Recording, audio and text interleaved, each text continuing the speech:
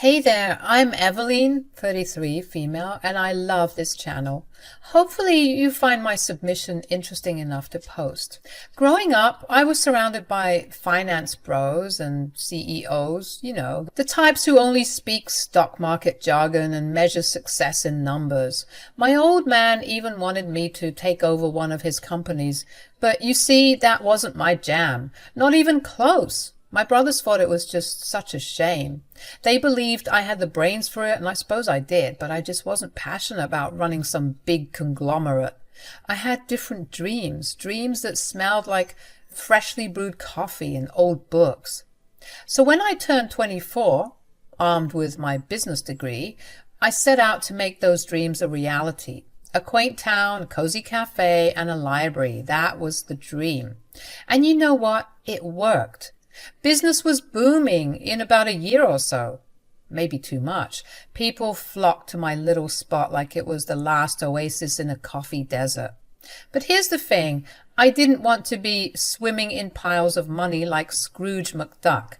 I liked the simplicity, the connection with the community, and the grind. It's just like playing The Sims. Sure, you can cheat for unlimited money, but where's the fun in that? The real joy is in the hustle, the sweat, and seeing your hard work actually pay off. I wanted to downsize, keeping things simple, but luck just wouldn't let me. I was even rejecting business offers that came my way. My patrons would beg me to expand into something bigger, but I didn't want any of that. It's not that I'm ungrateful, but too much success started feeling like a cheat code that I couldn't turn off. Then one day, everything I thought I knew changed and flipped my whole world upside down. Let me set the scene for you. It was a typical day at Nook, the name of my cafe library, and in came some swanky-looking businessman. Now, let me tell you, he looked like he had just strolled out of a boardroom meeting, completely out of place in my quaint little cozy shop. The man was dressed in a business suit, looking like a handsome stranger in a rom-com, but I wasn't going to let the looks fool me. I'd been approached by many businessmen in the past, wanting to transform my cafe into something bigger and better, but those idiots just couldn't understand that I didn't want that. So when I turned them down, things got really ugly. They would threaten me with all sorts of things, saying they'd ruin me, but I would just yell back at them, not scared of their empty threats. So when I saw this man, I met him with some hostility. I thought, great, another business owner wanting to rip the love and soul out of my cafe, replacing it with something soulless like a laundromat.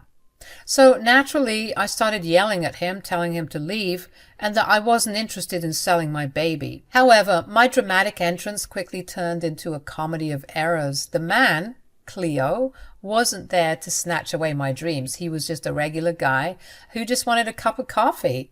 Talk about judging a book by its cover. You'd think I'd know better.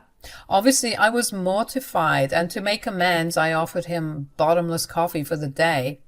As we started talking, we were clicking, and I didn't want the day to end. Even when I closed up shop, he stayed a while longer, and we were inside chatting away like we were old high school buddies catching up on life. It was effortless. The conversation flowed, and for the first time I felt a connection that I had never experienced before. Who would have thought that the man in the business suit would become the love of my life, turning my cozy cafe and library into the backdrop of our own little love story?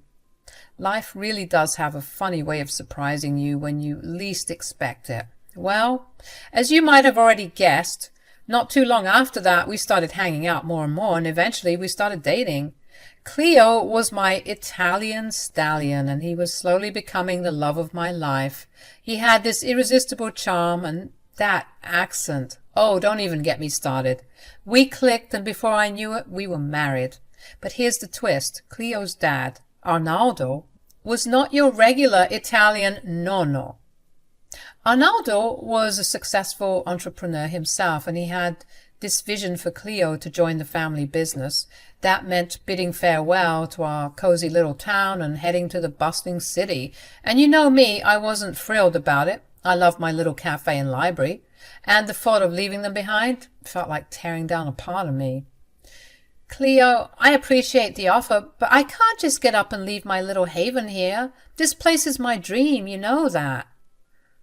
Eveline, I get it. Your cafe is amazing, cozy, full of character. But sometimes stepping out of your comfort zone can lead to even greater things.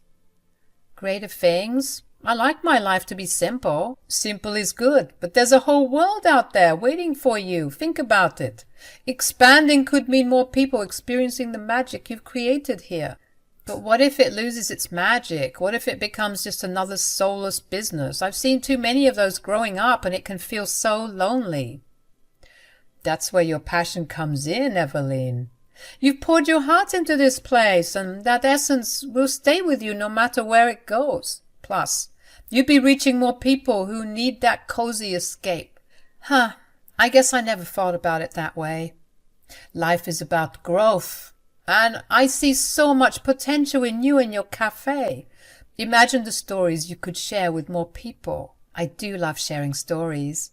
Exactly. Your cafe has its story, but what if it could be a part of a larger narrative?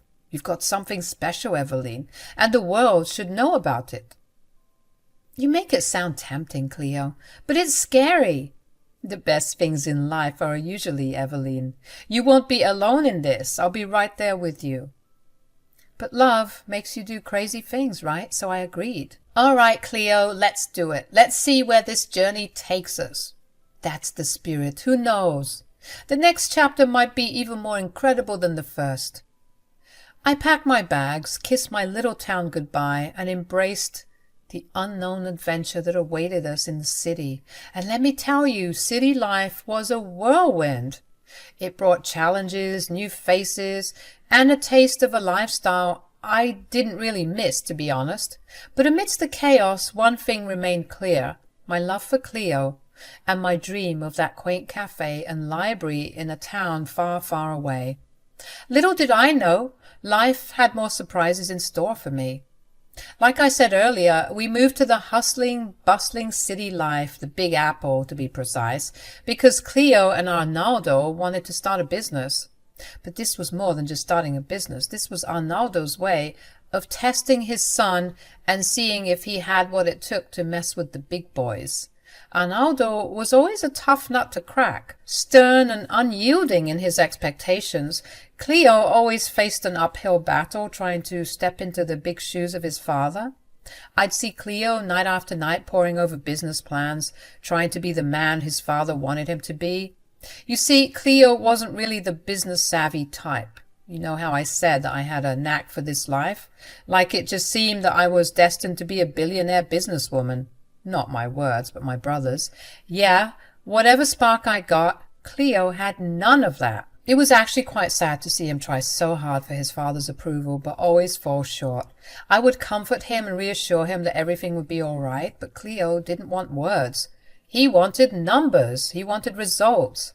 I couldn't just stand by and watch him struggle, so I stepped in, showed him the ropes of the trade. Business wasn't just about numbers, it was about passion, caring for the people you worked with and understanding the heartbeat of your community, and that's what really mattered. Of course, Cleo wasn't an overnight success. No, it took time, patience, and a lot of late-night coffee-fueled conversations, but slowly things began to change and things were picking up. He started making decisions that mattered, connecting with people beyond the surface level. It wasn't just about profits anymore. It was about creating something meaningful. Then one day, as I was lazing around at home doing nothing, Arnaldo called me and told me he was at the door. I went to open it for him and he said, "Why, hello, Eveline."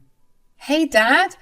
Cleo isn't home right now." "That's quite all right. I came to see you." Arnaldo's unexpected visit surprised me. I couldn't help but wonder what business he had with me, especially when it seemed like Cleo was his main focus lately. I let him in, of course, and got him some coffee, and we started with some small talk. At first, I thought he just wanted to catch up with his dear old daughter-in-law, but honestly, I should have known better.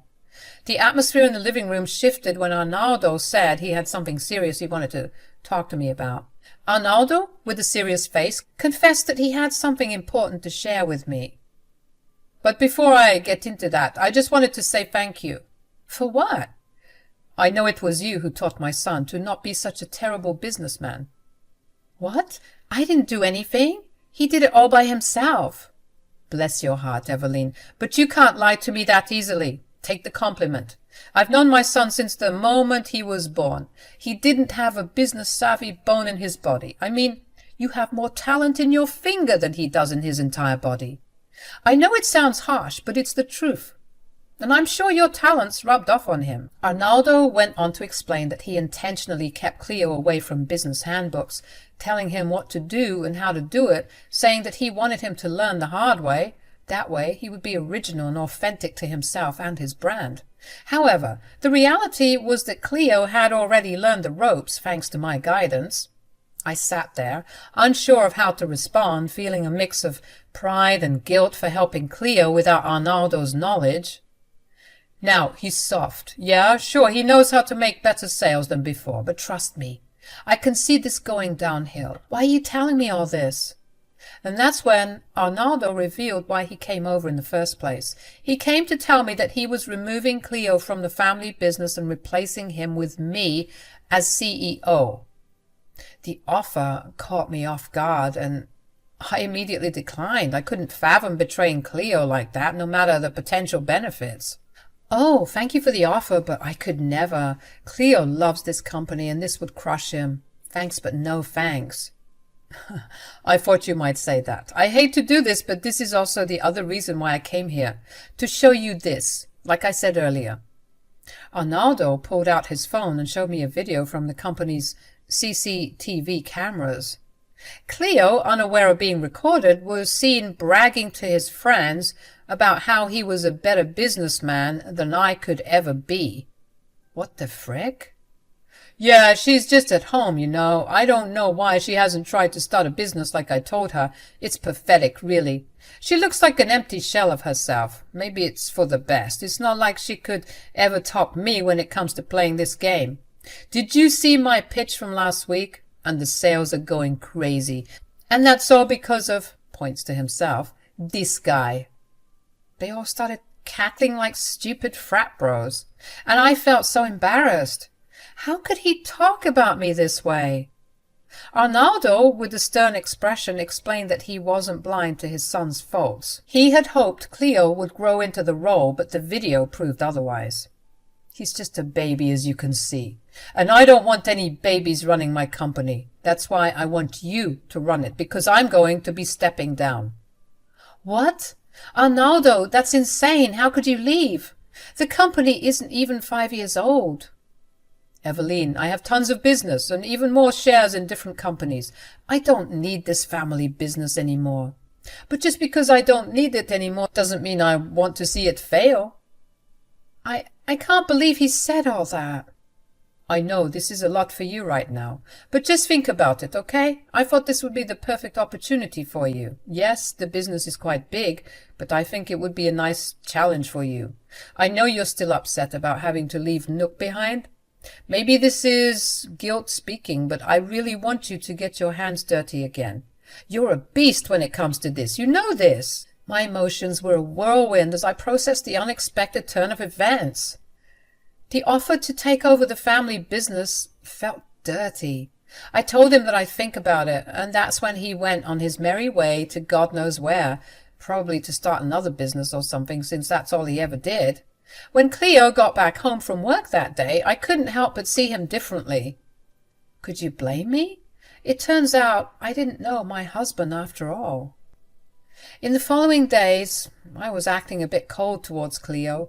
I couldn't shake off the hurt caused by his words, caught on that stupid video. Cleo, perhaps sensing my change in attitude, attempted to act overly nice, but I wasn't buying his crap any longer. As time passed, my anger and resentment only got worse. The realization that Cleo, my own husband, had spoken so badly of me for the sake of bragging to his cousins and business partners pissed me all the way off. I decided that I would take Arnaldo's offer to replace Cleo in the family business. It felt like the perfect opportunity to prove Cleo wrong. So one morning, I decided to surprise Cleo at the company building. As I walked in, Cleo asked what I was doing there, and why I was in a suit, wondering what brought me there. And seizing the moment, I said, "Your father has asked me to take your spot." "What?" And I agreed. What? Dad? What the heck? Sorry, son, but she did teach you everything you know. You told him that? He figured it out on his own. You can't pull one over on me, son. I told you how much I hate handouts. Even if they're information. Why would I keep you when I can just hide the brains behind the operation myself? This is sick, Eva. How could you do this to me? Sorry, babe. That's just how the game goes. Maybe now you'll be the pathetic one who's just a shell of a human.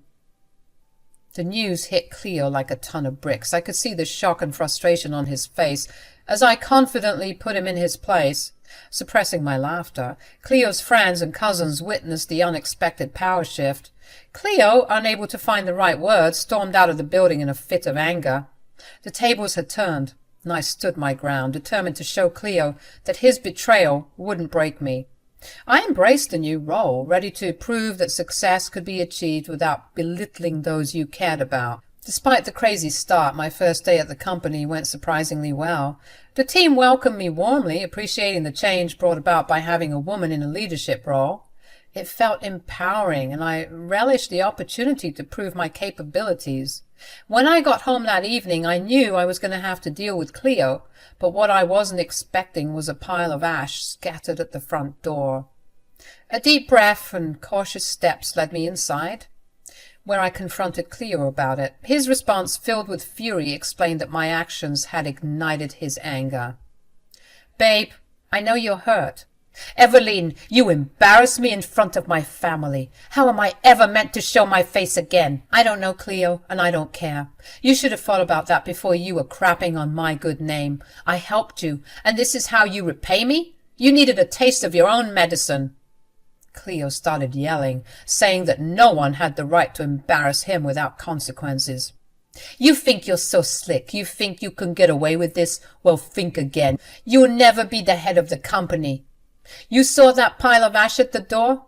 Well, that was all the documentation I had as CEO. Now you're gone, and there's nothing you can do about it. I'm not going to lie, that caught me off guard, but I wasn't about to let him know that. One thing my dad always hammered into my head, never let them see you sweat, and so I had to act quickly. Instead of panicking, I hatched a plan to manipulate the situation. With a confident smile, I told Cleo that he may have overlooked one crucial detail. I had a copy of a highly incriminating document. Which document? You know, the one that you don't want getting out, the one that can completely ruin your life. You think I didn't know it existed? But I saw it one day and decided to keep my mouth shut because you're my husband and I love you. But now? Well, now I'm not so sure. You're bluffing. You have nothing. Am I? Why don't I call your father and tell him everything I know? The expression on Cleo's face shifted from arrogance to panic as he realized that I was being serious. Mind you, I was actually bluffing, but his worried face told me everything I needed to know. He was hiding something damning, and I was about to get him to expose everything. Cleo's desperation became evident as he begged and pleaded for me not to reveal his secret. Bingo! I kept twisting the knife further and further, and this grown man looked like he was about to cry. How pathetic. The tables had turned, and he found himself at the mercy of the very person he had underestimated. Fed up with his lies and BS, I had no intention of saving him from the consequences of his actions at that point. In a surprising twist, Cleo exposed himself, admitting to embezzling funds from the company with an unsettling nonchalance, claiming, "It wasn't even that big of a deal. I just took a couple of $100,000, that's all." The revelation left me shocked, realizing just how bad his secret actually was. When he saw my face, he knew that I didn't know anything, but now I certainly did, and he looked like he was about to lose his mind. Without wasting any time, I called Arnaldo, informing him of Cleo's actions, burning the documents and confessing to embezzlement. Arnaldo, obviously furious, told me that he was on his way. "What the hell? Why would you do that?" "He needed to know the truth, Cleo. You're a monster." Cleo, now panicking, unleashed his frustration on me, becoming aggressive as he tried to deflect blame. Unfazed by his intimidation tactics, I called him a coward, refusing to shy away under the weight of his drama and anger. Shortly after, Arnaldo arrived, and the atmosphere grew tense with heated Italian exchanges between father and son. I couldn't understand what was going on, but man, did I want to have some popcorn and watch the fight go down. They were all up in each other's faces, and I thought they'd start fighting in a minute. But then Arnaldo said something, and it seemed like the whole world stood still. Whatever Arnaldo said seemed to strike a nerve, causing Cleo to abruptly stop yelling and appear on the verge of tears for the 4th time that day. Arnaldo then switched to English and said, "Get out! You're not welcome here. You're no longer my son." Can you imagine being kicked out of your own home, losing your job, your wife and your family, all in one day? It was tough to watch, I'm not going to lie. Part of me even felt bad for the man. But then I remembered all the crap he did, and I stopped feeling bad for him. Cleo's attempts at apologizing fell on deaf ears, as Arnaldo remained firm, refusing to accept any words. Instead, he made it clear that Cleo would face the consequences of his actions, stating that he would take him to the police. As they left for the police station, the once lively home grew eerily quiet and empty. The weight of the situation finally settled in, and the gravity of Cleo's actions left such a horrible mark on the family. The following day, Arnaldo reached out to me through a text message, revealing a heartbreaking internal struggle. Despite the betrayal, Arnaldo couldn't bring himself to turn his son over to the authorities. Instead, he told Cleo that he was disowned by the family, cutting ties and leaving Cleo to navigate the harsh realities of his choices on his own. Cleo found himself homeless, jobless, and disowned. The consequences of his lies just tainted every aspect of his life. I'm currently working on getting a divorce from the man. Having any associations with him would be bad for business, of course.